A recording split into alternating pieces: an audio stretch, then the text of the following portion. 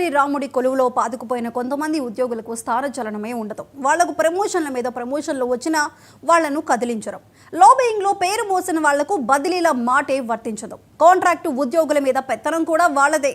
చిన్న చితగా తప్పులు చేసిన వాళ్లకు మాత్రం సస్పెన్షన్లు, ఆగమేఘాల మీద బదిలీల శిక్ష వేసే పక్షపాత ధోరణి ఇక్కడ సర్వసాధారణంగా మారిపోయింది.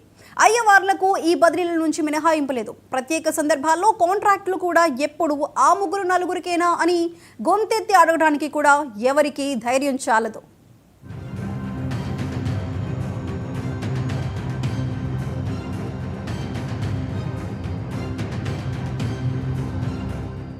భద్రాద్రి సీతారామచంద్ర ఆలయంలో ప్రభుత్వ నిబంధనలకు ఎప్పుడో నీళ్లొదిలారు. కార్యనిర్వహణాధికారి కార్యాలయంలో 25 ఏళ్లకు పైగా పాతుకుపోయిన వాళ్లున్నారు. మామూలుగా అయితే ప్రమోషన్తో పాటు బదిలీ చేయడం ప్రభుత్వ ఉద్యోగులకు సహజం.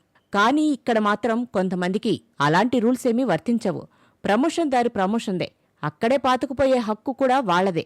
వాళ్లు అలా ఉండటానికి ఎలాంటి జాగ్రత్తలు తీసుకోవాలో, ఎలా లాబియింగ్ చేయాలో వాళ్లకు బాగా తెలుసు. అందుకే ఉన్నతాధికారులు వాళ్లను చూసి చూడనట్టు వదిలేస్తారు. ఇదే అదునుగా అలాంటి అధికారులు అక్కడే పనిచేస్తున్న కొంతమంది కాంట్రాక్టు ఉద్యోగులను చెప్పు చేతుల్లో పెట్టుకుని మిగతా ఉద్యోగుల మీద పెత్తనం చలాయిస్తారు. మాట వినకపోతే మెమోలు, శాఖల మార్పు, ఒక్కోసారి ఉద్యోగాల నుంచి తొలగిస్తారు కూడా. ఇలాంటి విషయాలు బయటకు చెప్పలేక చాలామంది బాధిత ఉద్యోగులు మనోవేదనకు గురవుతున్నారు. ఇక్కడే పాతుకుపోయిన కొంతమంది అధికారులు భక్తుల విరాళాలను సొంత అకౌంట్లో జమ చేసుకుని వాడుకుంటున్నట్టు రుజువై సస్పెండ్ అయినా ఇక్కడే పోస్టింగ్ ఇస్తారు. ఈ ధోరణి మీద ఉన్నతాధికారులు విచారణ జరిపి కఠిన చర్యలు తీసుకోవాలని ప్రజాసంఘం నాయకుడు ఆలవాల రాజా డిమాండ్ చేస్తున్నారు. అక్కడ వ్యవహరిస్తున్నటువంటి పద్ధతులను, కొనసాగిస్తున్నటువంటి ఉద్యోగ వ్యవస్థను పునరాలోచించి ప్రభుత్వం ట్రాన్స్ఫర్ చేయాల్సిన అవసరం ఉన్నది. అక్కడ అవినీతికి అడ్డాగా, అవినీతికి పేరుగాంచినటువంటి రామాలయంగా ఉండడం అనేది మా భక్తులకు మనోభావం దెబ్బతింటున్నాయి. ఇప్పటికైనా భక్తుల యొక్క మనోభావాలను కాపాడుకునే ఉద్దేశంతో ప్రభుత్వం ముందుకెళ్లాల్సిందిగా మేము విజ్ఞప్తి చేస్తున్నాం.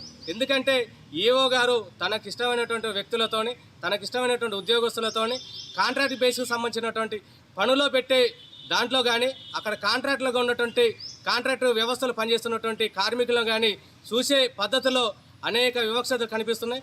కాబట్టి ప్రభుత్వ అధికారులను కానీ, ప్రభుత్వంలో పనిచేస్తూ అక్కడే తిష్ట వేసినటువంటి అధికారులను కానీ శిక్షించకపోతే, వాళ్ళను స్థానచలనం చేయకపోతే ఇక్కడ రాముల వారికి చెడ్డ పేరు వచ్చేదానికి అవకాశం ఉంది. కాబట్టి ఇప్పటికైనా ప్రభుత్వ అధికారులు, దేవాదాయ శాఖ అధికారులు స్పందించి ఈఓ గారి విధానాలను, ఈఓ గారు వేస్తున్నటువంటి దుశ్చర్యలను తిప్పుకొట్టాలని చెప్పేసి ప్రజలుగా మేము విజ్ఞప్తి చేస్తాం. ఏటా జరిగే ముక్కోటి శ్రీరామనవమి ఉత్సవాలకు రెగ్యులర్గా 3-4 కాంట్రాక్టర్లకే ఆప్షన్ టెండర్లు దక్కడం ఆనవాయితీగా మారింది.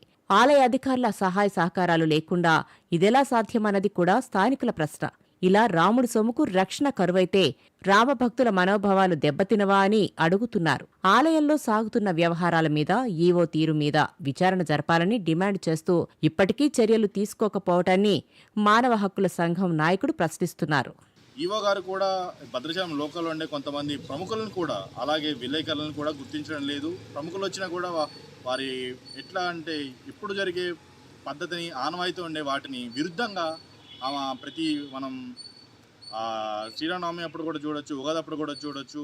రాముడి పంచాంగం అనేది కూడా 3 గంటలు లేట్ అవ్వడం, అలా ఒకటని కాదు ప్రతి విషయంలో కూడా ఆమె వేరే తంతు ప్రవర్తించడం, జరిగిన దానికి ఆమె ప్రతిసారి వ్యతిరేకంగా చేయడం అనేది మనం చూస్తూనే ఉన్నాం.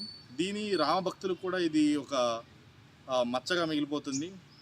కావున పై స్థాయి అధికారులంతా ఒకసారి దీని మీద చర్చించి అన్ని వివరాలను సేకరించి అసలు ఎవరికి కాంట్రాక్టులు ఇస్తున్నారు, ఎలా జరుగుతుంది, టెండర్లు వేస్తున్నారా వేయట్లేదా, కింద స్థాయి ఉద్యోగుల్ని ఏ విధంగా తీసేస్తున్నారు, అసలు రెగ్యులర్ ఉద్యోగులు 20 సంవత్సరాలు 25 సంవత్సరాల నుంచి ఉన్న వాళ్ళని ఎందుకు బదిలీ చేయడం లేదు అనేది మొత్తం చర్చించి ఈవో గారిని కూడా ఇక్కడ నుంచి బదిలీ చేయాల్సిందిగా కోరుతున్నారు. దేవాదాయ శాఖ అధికారులు ప్రత్యేకంగా దృష్టి పెట్టి భద్రాద్రి రాముడి కొలువులో దీర్ఘకాలం త్రిష్ట వేసిన వారి మీద విచారణ జరపాల్సి ఉంది. కార్యనిర్వహణాధికారి కార్యాలయం మీద వచ్చిన ఆరోపణల్లో నిజాలు నిగ్గు తేల్చి చర్యలు తీసుకోకపోతే భద్రాద్రి నివాసులతో పాటు రామభక్తులందరి మనోభావాలు మరింత దెబ్బతినే ప్రమాదముంది.